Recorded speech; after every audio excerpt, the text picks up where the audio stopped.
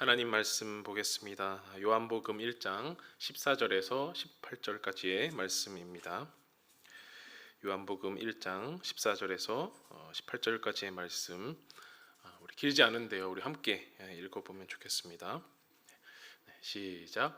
말씀이 육신이 되어 우리 가운데 거하심에 우리가 그의 영광을 보니 아버지의 독생자의 영광이요 은혜와 진리가 충만하더라.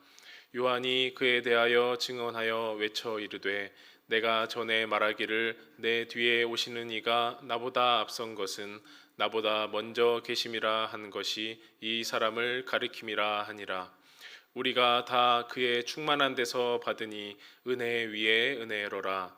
율법은 모세로 말미암아 주어진 것이요 은혜와 진리는 예수 그리스도로 말미암아 온 것이라.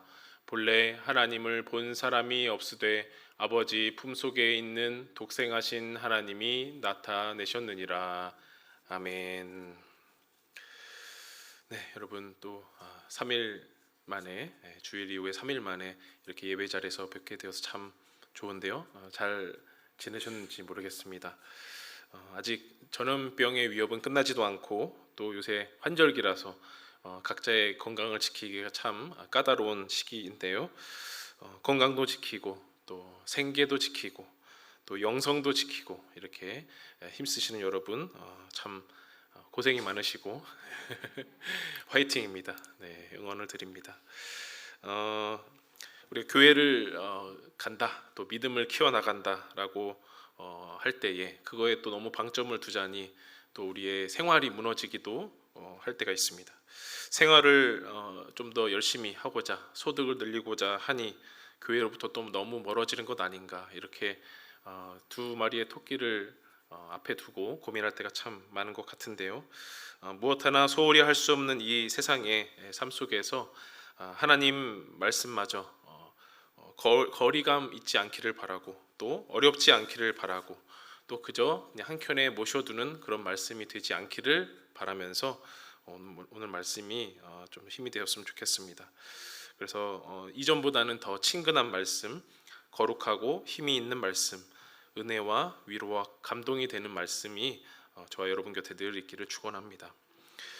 교회에 처음 오신 분들이 교육을 받거나 또 신앙생활을 위해서 상담 또 권면을 받고 하다 보면 흔히들 요한복음을 읽어보라고 말을 합니다.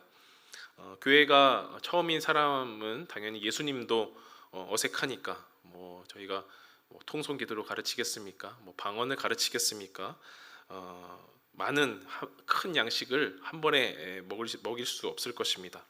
그러나 그분께서 최소한의 시력과 최소한의 청력만 있다면 보고 또 들을 수 있는 말씀이 있기에 또 예수님에 대해서 집중적으로 나오는 이 요한복음을 읽는다면 참 도움이 될 것입니다. 그런데 문제는요, 이 요한복음을 우리가 읽기에는 참 쉬운데 참 어렵다는 겁니다. 모순되는 말이죠. 쉬운데 어려워요. 길게 파고들지 않고 그냥 간단히 그냥 쓱쓱 넘기면 참 쉽습니다. 그런데 처음과 끝을 잘 싸매서 우리가 한 입에 먹으려고 이렇게 하다 보면 전체를 소화시키려고 하다 보면 어려운 걸 느끼기도 합니다. 그래서 우리가 중간중간 요한복음의 좋은 구절들, 내 마음에 와닿는 구절들을 쏙쏙 빼먹는 그 편식적 읽기를 하면 참 쉬운 책인데, 가까운 책인데 우리의 밑거름이 되기 위해서, 우리의 자양분이 되기 위해서 대한다면 한 숟갈 한 숟갈이 쉽지 않을 수도 있겠습니다. 그래서 그거에 조금 더 도움이 되고자 또 저도 잘 소화시키고자 연말까지 요한복음을 한 서너 번 정도 같이 읽어보려고 하는데요. 오늘은 처음 시작이라 1장의 말씀을 읽었는데 다 읽지는 못하고 14절에서 18절까지 읽었습니다. 우리 앞부분부터 1절부터 좀 저와 함께 살펴볼 텐데요. 같이 못 읽는 구절이 있더라도 또 그 1장의 이후 부분들은 또 여러분들 또 개인 시간에 또 잘 읽어주시면 더 좋을 것 같습니다. 오늘 본문 중에서 가장 중요한 말씀은 1장 14절 말씀입니다. 소화시키기 위해서 이제 반찬을 집어야 하는데 반찬으로 치면은 가장 손이 많이 가는 고기 반찬이라고 보면 되겠습니다. 1장 14절의 말씀 우리 함께 읽어보겠습니다. 시작.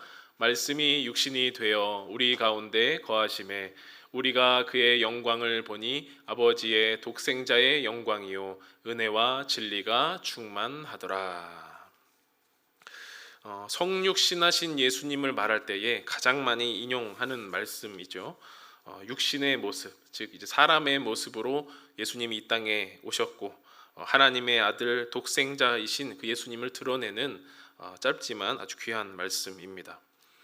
그런데 그것이 목표라면, 그것이 유일한 목표라면 말씀을 할 때 예수가 육신이 되어 혹은 하나님의 아들이 사람이 되어 이렇게 바로 알아듣기 좋게 말을 한다면 저 이제 현대를 살아가는 저희에게도 참 좋을 텐데라는 생각이 들었습니다. 왜 말씀이 육신이 되어라고 의미심장한 단어들을 썼는가라는 겁니다. 말씀 그리고 육신 모두 곱씹어야 하는 단어인데요. 먼저 말씀을 살펴보면 1장 1절에서부터 등장을 합니다. 요한복음 1장 1절 제가 읽어드립니다. 태초에 말씀이 계시니라. 이 말씀이 하나님과 함께 계셨으니 이 말씀은 곧 하나님이시니라. 네, 태초에 말씀이 계시니라 이렇게 시작을 하는데요. 이 구절 때문에 그리고 뒤이어 나오는 내용 때문에 요한복음을 구약의 창세기라고도 부릅니다. 창세기 1장 1절이 어떻게 시작하죠? 태초에 하나님이 천지를 창조하시니라. 오늘 요한복음 1장 1절과 상당히 비슷하게 시작을 합니다. 두 구절 요한복음 1장 1절, 창세기 1장 1절 모두 태초에라는 말로 시작을 합니다. 물론 이제 구약과 신약이니까 히브리어와 헬라어가 다른 말로 쓰이긴 했지만 사실 이것도 모순되는 말이죠. 같지만 다른 단어입니다. 천지 만물의 시작을 알리는 그 성경적 의미로서는 같은 단어이지만 특히 이 요한복음 1장 1절의 태초라고 하는 이 말은 예수님 시대의 그 시대와 철학을 배경으로 살펴보면 조금 더 다른 의미가 있는 것이죠. 지금 뭐 철학 시간은 아니니까 제가 철학 박사는 아니어서 다 자세하게는 못 다루지만 이 요한복음 1장 1절에 나오는 태초, 헬라어로 아르케라고 하는 이 말이 그 시대의 그리스 철학의 아주 중요한 단어였다라는 겁니다. 그리스 철학가들은 이런 생각을 하는 거죠. 이 세상이 어디로부터 왔는가, 또 무엇으로부터 시작되었는가.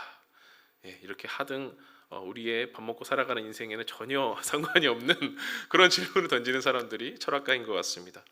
그러면서 이 세상이 어디로부터 왔는가 주변을 돌아보니 자연적으로 있는 그런 것들을 생각하는 것이죠. 물, 불, 지수, 화풍이라고 하는 또 그런 것들, 그리고 원자, 정신 이런 것들을 들어서 그런 것으로부터 이 세상이 시작되었다라고 이제 철학가들은 생각을 했다는 겁니다. 그러니 그리스인들에게 이 아르케라는 말을 들었을 때, 태초라는 말을 들었을 때 낯설지 않다라는 거죠. 탈레스라고 하는 철학가는 불에서 이제 그것이 기원이 되었고, 또 우리가 이름을 들어본 소크라테스는 정신으로부터 태초가 시작이 되었다. 이렇게들 말을 한다는 겁니다. 그런데 요한복음의 저자 사도 요한은 아르케, 그러니까 태초에 무엇이 있었다라고 말을 합니까? 태초에 말씀이 계셨다라고 말을 합니다. 말씀. 그러니까 그리스 철학 또 그 시대에 살았던 사람들이 이 말을 들으면 화들짝 놀랄 수밖에 없는 거죠. 태초에 말씀이 있었다고? 라는 겁니다. 땅이나 불, 바람, 정신 등으로 서로 주장하며 이 세상을 바라보던 사람들에게 태초에 말씀이 계셨고 그 말씀이 하나님과 함께 계셨으니 그 말씀이 곧 하나님이시다라고 그들에게 선포한 것입니다. 이 첫 절부터 선포되는 이 말씀은 그리스 철학가들과 싸우려는 목적은 아니고요. 그 시대를 살아가는 사람들에게 더욱 효과적으로 복음을 전하기 위한 것이죠. 너희는 태초에 물 때문에, 불 때문에, 정신 때문에 세상이 창조됐다고 믿느냐? 아니다. 말씀 때문이다. 하나님과 함께 계신 그 말씀이 모든 만물을 창조하신 것이다 라고 선언을 하는 것입니다. 그런 의미가 이제 2절, 3절에도 이어지는데요. 제가 읽어드리겠습니다. 그가 태초에 하나님과 함께 계셨고 만물이 그로 말미암아 지은 바 되었으니 지은 것이 그 하나도 그가 없이는 된 것이 없느니라. 고대에는 이제 신과 피조물을 중재하는 존재를 믿었습니다. 인간이 또 만물이 신에게 직접 다가갈 수 없고 신처럼 될 수 없었기에 그 중간에 매개자를 믿었는데요. 그것이 철학가들에게는 아르케의 물이었고 불이었고 정신이었고 그렇게 믿었다고 하는데, 요한은 말씀, 헬라어로는 로고스를 그 신과 피조물을 중재하는 존재라고 말한 것입니다. 그러니 하나님과 함께 하신 말씀 로고스가 세상을 창조하였다라고 선언을 한 것이죠. 하나님이 태초에 천지 만물을 창조하신 창세기의 첫 장을 한번 떠올려 보면 땅이 혼돈하고 공허하며 흑암이 깊음 위에 있고 하나님의 영이 수면 위에 운행하시는 그야말로 아무것도 없던 빛조차 없던 그런 시기였습니다.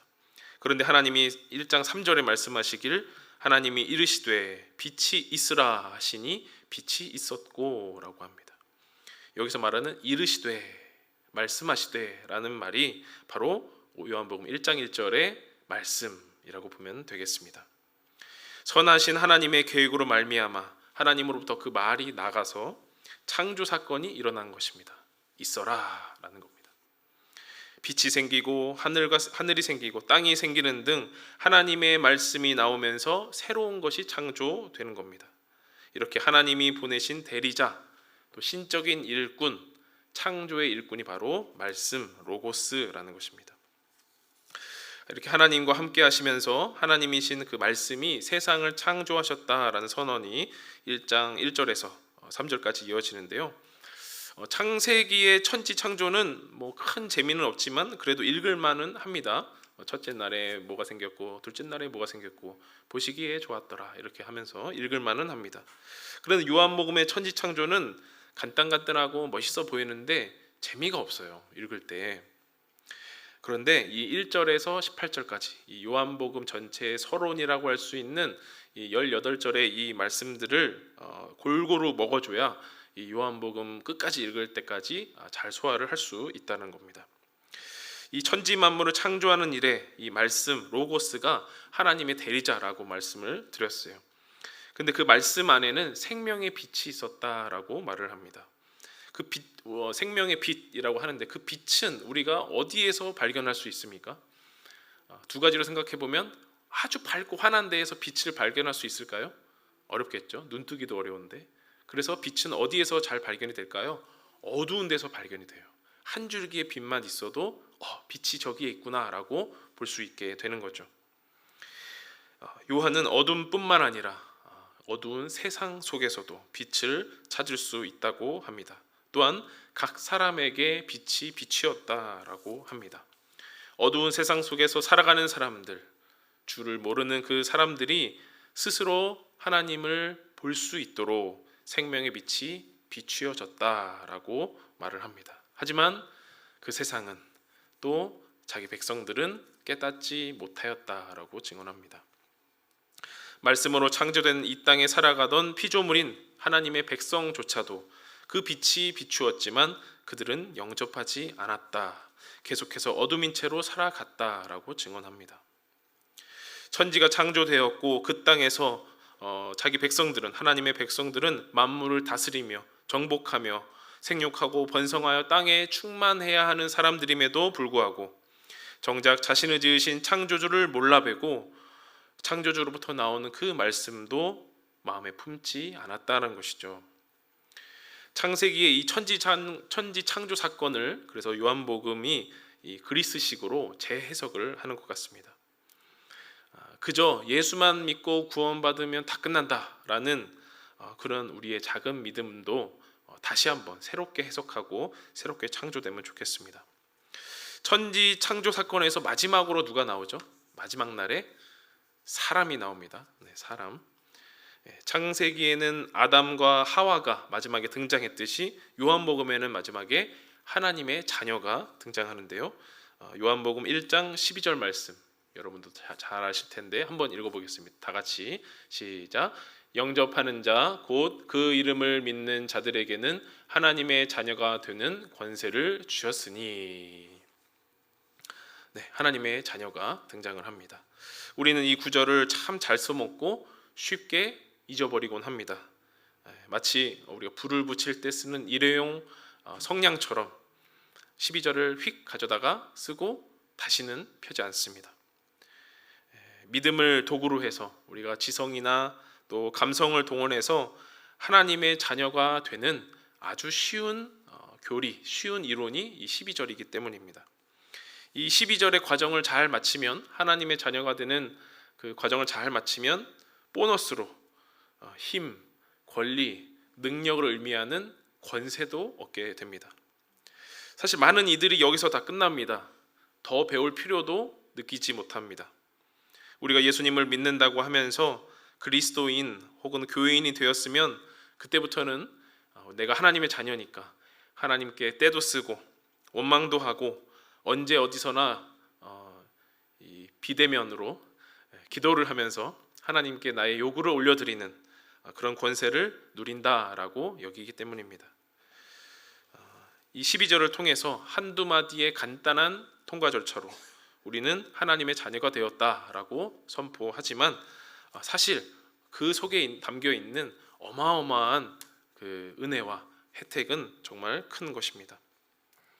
그러나 어두운 세상 가운데 이 비치는 생명의 빛을 영접하는 사람들은 이 썩어 없어질 권세, 우리가 당장 내 주머니를 채우고 나의 소원을 이루는 그런 권세를 요구하는 그런 사람들이 아닌 것입니다. 말씀을 영접하고 예수의 이름을 믿는 자들은 내가 사랑하는 교회에 어떤 것을 당연하게 요구하거나 또 내가 어떤 교인이니까 어떤 교회를 다니니까 라는 그런 자부심을 얻기 위해서 생명의 빛을 영접하지 않습니다. 교회 안에서 혈통이나 인맥이나 사람의 뜻을 자랑하지 않습니다. 오직 어두운 세상 속에 밝게 비추이는 생명의 빛만을 자랑하며 사는 것입니다. 그 빛을 받아서 오늘도 우리가 걸어가는 그 길에 그 빛을 반사하며 살아가는 것이죠. 그 빛에는 생명이 있다고 했습니다. 무에서 유가 창조되고 잠자는 자들이 일어나고 죽어가는 자들이 다시 살아나는 놀라운 일들이 벌어지는 것입니다. 이렇게 우리에게 비춰오는 이 빛에 대해서 증언하는 사람이 있었으니 바로 세례 요한이라는 사람이죠. 요한복음의 저자 사도 요한과는 다른 사람입니다. 예수님보다 먼저 등장한 세례 요한인데요. 그 세례 요한은 자신은 절대 이 빛이 아니며 이 빛에 대해서 증언하러 왔다고 말을 합니다. 심지어 내 뒤에 오는 분이 나의 후임, 나의 후배가 아니라 나보다 먼저 계신 분이다. 나는 그분의 신발끈을 묶기에도 감당치 못하겠다라고 말을 하는 것입니다. 그렇지만 이 세례 요한도 참 대단한 사람입니다. 모세와 엘리야를 계승하는 그런 영적인 전달자, 신적인 전달자, 로고스 메신저입니다. 하나님을 모르고 말씀을 영접하지 않는 그 어두운 세상 속에서 회개를 외치며 그 생명의 빛을 깨닫고 영접하라 라고 외치는 그런 광야의 소리 같은 사람이었습니다. 이후에 세례 요한은 감히 예수님께 세례를 베풀기도 합니다. 하지만 자신의 제자들이 예수님을 따라가는 것을 보고서도 아무 말 하지 않는 대인배입니다. 오직 예수님이 하나님의 아들이심을 드러나도록 철저히 자신을 낮춘 사람이죠. 광야에서 머물면서 낙타 털옷을 입고 메뚜기와 석청을 먹으며 메시아, 즉 그리스도를 기다린 사람입니다. 이 메시아의 일반적인 뜻은 이제 구원자입니다. 기름 부음을 받은 자라고도 하는데요. 실상은 우리 역사적으로, 그러니까 정치적으로, 그러니까 우리의 실제하는 그 삶 속에서 사람들을 위해, 백성들을 위해 영웅처럼 쓰이는 사람을 말을 합니다. 그러니까 눈에 보이는 사람이라는 거죠. 세례 요한은 자신이 메시아나 예언자처럼 오해받을 수 있는 상황 속에서도 절대 굴하지 않고 포기하지 않고 메시아를 기다리면서 자신의 사역을 감당했습니다. 비록 나중에 이 어두운 세상에 계략에 의해 죽고 말지만, 헤롯 일가에 의해 살해되지만 끝까지 빛 대신 예수님을 기다렸고 예수님만 드러내는 사람이 세례 요한이었습니다. 세례 요한이 그토록 기다렸던 그리스도 예수께서 이 땅에 오셨습니다. 예수님께서 이 땅에 오신 것을 기념하는 날이 뭐죠? 성탄절이죠. 왠지 좀 추워야 될 것 같고, 왠지 좀 잔치를 해야 될 것 같은 그런 날인데, 우리에게 성탄절은 그저 12월 25일부터 하는 며칠간이지만 요한복음에 있어서 성탄절은 태초부터 영원까지로 등장합니다. 말씀이신 그 성자 하나님 예수께서 태초부터 성부 하나님과 함께 계셨고 창조 사건으로 그 사역을 시작하셨으니, 사실상 이 세상의 시작부터 종말이 오는 그 마지막까지 영원토록 성탄절이다라고 불러도 무방하는 것입니다. 물론 다른 복음서를 보면 예수님의 시작이 베들레헴, 말구유다 이렇게 시작을 하기도 하고요. 또 세례 요한으로부터 세례를 받은 이후로부터 예수님을 알리기도 합니다. 그러나 요한복음은 아주 작정을 하고 예수님을 소개하죠. 온 세상의 시작인 태초부터 그가 계셨고 그 말씀이 육신이 되어서 우리 가운데 거하셨다고 말입니다. 아까 14절을 기억나실 겁니다. 성부 하나님의 창조를 거룩하고도 훌륭히 이루어내신 그 말씀이신 성자 하나님이 우리들처럼 썩어 없어질 육신이 되셨습니다. 신과 만물을 중개하는 그 로고스 말씀이 철저히 낮아져서 만물의 하나인 인간의 모습 육신이 되셨습니다. 그런데 그 육신이 된 이유가 성자 하나님이 잘못을 한 것인가요? 아닙니다. 벌을 받은 것인가요? 아닙니다. 잠깐의 실수도 아니었습니다. 선하신 하나님의 계획으로 말미암아 이 땅으로 보냄받은 말씀이, 하나님의 계획으로 말미암아 이 땅에 보냄받은 그 말씀이 우리 가운데 거하신다라는 말입니다. 14절에 나오는 그 거한다라는 말은요, 장막을 친다라는 말입니다. 요한복음 1장의 시작이 창세기라고 말씀을 드렸는데요, 이 14절에 이르러서는 장막하면 뭐가 생각납니까? 출애굽기가 생각이 나는 겁니다. 하나님께서 모세에게 성막의 그 설계도를 보여주시면서 이스라엘 백성들과의 협력으로 하나님의 성막이 완공됩니다. 그리고 그 성막은 또한 장막이라 불리면서 그저 건축물로서 눈요기로만 있는 것이 아니라 그곳에서 하나님께 제사를 드리고 정결한 백성이 되어서 하나님과의 관계를 유지하는 귀한 장소가 되는 것입니다. 하나님이 임재하시고 거룩하고 친밀한 관계를 유지하는 장막이 되는 것이죠.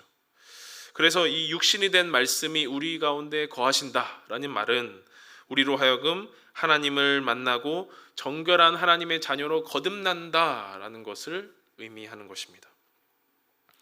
이렇게 우리 가운데 거하시는 말씀 하나님 예수 그리스도는 영광을 드러내셨습니다.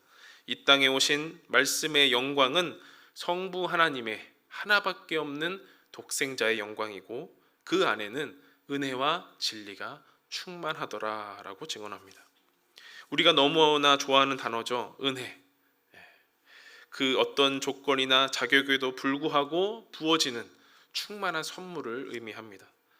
이 땅에 사는 백성들이 자신의 하나님, 자신의 창조주를 영접하지 않았음에도 하나님은 오셨습니다. 이보다 더 큰 은혜가 어디 있겠습니까? 하나님은 삐지시는 분이 아니에요. 자기 백성이 모른 척 하더라도, 외면하더라도 그들 가운데 오셨습니다.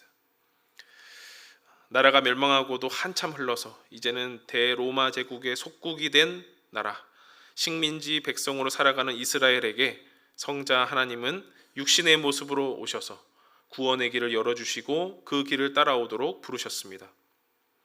성육신의 은혜와 그 성육신을 따라가는 제자도로서의 은혜를 주셨으니 그 이름이 예수 그리스도다 불릴만 한 것입니다. 예수 그리스도 하나님의 아들의 그 영광에는 또 하나 진리가 충만합니다. 구약 시대에 하나님의 율법은 모세로부터 시작하여서 수많은 예언자와 믿음의 백성들을 통하여서 이어져 왔습니다. 하나님의 율법을 하나님의 말씀으로 여기고 그 말씀에 순종하는 삶이 곧 영생의 삶임을 깨닫고 기쁨으로 따르는 것이 바로 진리인 것입니다. 다른 어떤 것과 비교할 수 없는 하나님의 말씀을 기꺼이 따를 수 있는 그 기준, 좌우로 흔들리지 아니하고 바른 길, 정도를 걸어갈 수 있는 이유가 바로 진리가 있기 때문입니다. 저는 요새 그 초기 그리스도교의 사회사를 공부하고 있는데요. 특히 이제 사회 계층에 대해서 좀 살펴보고 있습니다. 우리나라는 뭐 사회 계층이라는 게 사실 딱히 나눠져 있지는 않죠. 계층적으로 나눠져 있지는 않지만 그 시기에 보니까 제일 위에 피라미드로 생각을 하면 제일 위에 로마 정부에 속한 상위 계층이 있습니다. 중간에는 수공업자나 상인들과 같은 중간 계층이 있고요. 제일 아래에는 하위 계층이 있습니다. 이렇게 세 군데로 나눠볼 수가 있는데 상위 계층에는 부와 또 권력에 따라서 조금 등급이 나뉘지만 원로원이나 기사계급 등으로 또 귀족 등으로 나뉘기도 하고요. 하위 계층을 보면 그 하위 계층에서도 또 부에 따라서 세금 정도는 좀 내는 노예들, 하지만 남의 도움 없이는 절대 살아갈 수 없는 아주 극빈자들, 이렇게 또 그 안에서도 나뉘게 됩니다. 그 하위 계층에서도 도시에 사는 하위 계층, 시골에 사는 하위 계층에 따라서 또 상황이 많이 다르기도 합니다. 자, 그러면 유대교의 지도자들, 이 성직자들은 어디에 속할까요? 상위, 중위, 하위 중에 어디에 속할까요? 상위에서도 좀 아래, 혹은 중간에서는 좀 위에, 이제 그 경계에 속하는 것을 볼 수가 있습니다. 그러니까 부와 권력을 스스로 많이 취하기 어려운 그 속국의 신분으로서 이 유대교의 지도자들은 이 로마 정권의 줄을 잘 대고 협력하면서 자신들의 위치를 유지하게 되었다라는 겁니다. 자, 그럼 이 땅에 육신의 옷을 입고 오신 예수님은 어디에 속했을까요? 상위, 중위, 하위 중에 제가 봤을 때는 중간급에 속한 것 같습니다. 수공업자들, 자신의 일을 가지고 도시에 살면서 벌어먹고 사는 그 수공업자들에 속한 것 같습니다. 예수님의 아버지 요셉이 이제 목수로 알려졌죠. 목수의 아들로 예수님이 이제 오셨는데요. 뭐 목수라고 해서 꼭 나무만 만지는 것은 아닙니다. 건축 같은 이제 크고 작은 일거리에 불려 다니면서 일을 하는 것인데요. 그래서 상대적으로는 귀족들 또 상위 계층들보다는 예수님은 서민들, 또 노예들, 노동자들, 또 극빈자들, 그런 분들과 더 가까운 삶을 사신 것이 그 배경적으로도 이해할 수 있는 것이죠. 이 땅에 육신으로 오신 말씀이, 그 예수님이 선하신 하나님의 계획을 품고 절대 흔들리지 않는 진리를 가지고 오셨습니다. 그 하위 계층 사람들과 어울려 사시면서 심지어 나중에 죽음의 위협이 다가올지라도 십자가를 질지언정 절대 하나님을 부인하거나 진리에 왜곡되는 말과 행동은 하지 않으셨습니다. 오히려 옆에 있던 제자들은 선생님을 걱정하거나 또 혹은 외면하거나 팔기까지 했지만 예수님은 그 말씀을 연구하면서 진리를 가슴에 품고 하나님의 은혜를 스스로 보여주신 것이죠. 요한복음 1장 17절의 말씀을 보면 율법은 모세로 말미암아 주어진 것이요 은혜와 진리는 예수 그리스도로 말미암아 온 것이라. 성육신의 은혜와 율법의 진리를 이 땅에서 온전히 보여주시고 완성시키신 예수님을 저는 늘 찬양합니다. 예수님이 우리 가운데 거하심으로 말미암아 우리는 은혜와 진리를 거저 누리게 되었습니다. 그 안에 잘 거하기만 하면 말입니다. 각 사람에게 비추는 생명의 빛을 영접하고 예수의 이름을 믿음으로 말미암아 우리가 하나님의 자녀가 된다면 예수님의 영원한 임재 속에 거하는 것이죠. 자, 잘 따라오고 계시죠? 이제 요한복음의 서론의 마지막 절, 좀 빠르게 지나갔는데요. 마지막 절 18절의 말씀 그리고 실천할 내용들을 살펴보겠습니다. 18절 우리 함께 읽어봅니다. 시작. 본래 하나님을 본 사람이 없으되 아버지 품속에 있는 독생하신 하나님이 나타내셨느니라.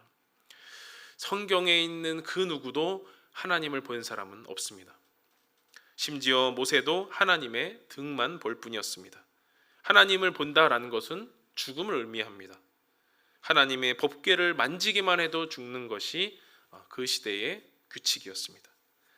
이방인인 우리는 이렇게 노래하죠. 하나님 보기 원합니다. 또 주께 가까이 날 이끄소서, 이렇게 노래를 합니다. 이방인이니까 가능합니다. 유대인이었으면 이제 죽으러 가는 거죠. 그게 하나님이 보내신 메시아를 통해서 하나님 나라를 갈망하고 구원을 희망하지만 정작 하나님을 보는 것은 안 되는 그런 아이러니한 민족이 이스라엘인 것입니다. 그런데 그들에게 버젓이 하나님을 나타내신 분이 있습니다. 바로 독생하신 하나님 예수님입니다. 성부 하나님의 품속에 계신 성자 하나님께서 아버지를 우리에게 보여주신 것입니다. 하나님을 볼 수도 없고 감히 이름을 부를 수도 없는 우리들에게 예수님은 아버지를 보여주셨습니다. 아버지 하나님은 어떻게 생기셨을까요? 잘생기셨을까요? 네. 그거를 상상하던 자들이 만든 것이 제우스고 또 신들의 모형이고, 네, 또 이렇게 미술학원 가면 그리는 얼굴들 있지 않습니까? 다 그것이 이렇게 연결되는 것이죠. 그러나 우리는 그런 형상을 쫓는 사람들은 아닙니다. 말씀을 따라서 말씀 앞에서 하나님을 만나고 하나님을 보는 사람들입니다. 고대에는 예수님의 말씀과 기적을 통해서 사람들이 아버지 하나님을 볼 수 있었습니다. 물론 눈으로 볼 수 없으니 아버지를 보여달라는 빌립 같은 제자도 있었고요. 아버지 하나님의 능력으로 부활하신 예수님을 나는 도무지 보지 않고는 믿지 못하겠다라는 도마와 같은 제자도 있었습니다.